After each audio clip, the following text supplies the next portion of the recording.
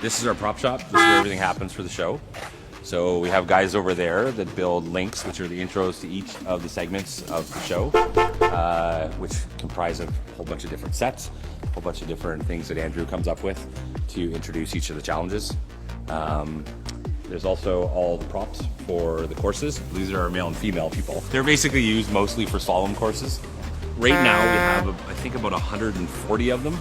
So 70 male, 70 female. They're basically just styrofoam. We have them all CNC cut, so we do a design, I hand that off to the CAD guys at the CNC place.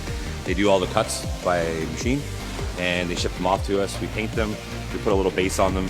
So chevrons and cubes are kind of used as delineation along courses. So if we have to build a long wall or a long corridor or something like that, these get used for those. The chevrons kind of link together, the white and the red will kind of link together to kind of almost mimic like a racetrack.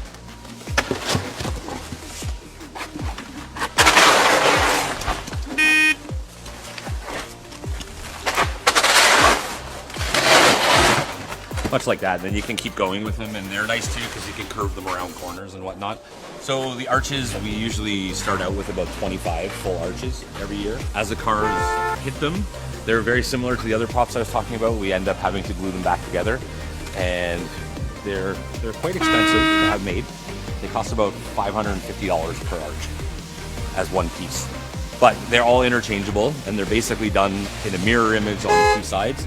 So they're all coded, so A, B, C, D, and then a key piece. So each one of those, you can use both sides. So if you lose a piece on this side, the piece on that side from another one could be subbed in. We've used the same design for these for about 8 years now, because every year we had trouble with these in the wind, and then we did this design, and they somehow managed to stand up in the wind, so we decided, don't mess with a good thing. Pop out this year is a dinosaur that had high heels on. So this is our pop out. We have about 12 of these guys. They tend to go together quite well because they're in bigger pieces, but again, these are all keyed. So when they explode, they can put them back together. We've been prepping since this, we've had 6 weeks of shop time. We've been actually up in Dunhill. We were at Dunville. We've been here for 2 weeks before the production shows up. So we usually have about 2 weeks to get everything built, which includes the studio, confession cam, the parade ground, which is the big outdoor set, and then starting to prep for all the courses. And the courses are basically built, we do 2 to 3 courses a day. At the end of the day, once the drivers are done with those courses get torn down, and then I'm working on the next 3 courses for the next day. There's a challenge to getting all these things done.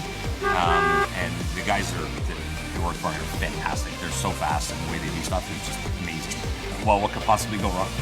I guess a lot of things. I always wonder how bad the drivers are going to be, because if I say I have 25 arches and that's been great for the last 13 seasons, and all of a sudden they go through those in 2 drivers, then it could be quite challenging if I don't have the right amount of props.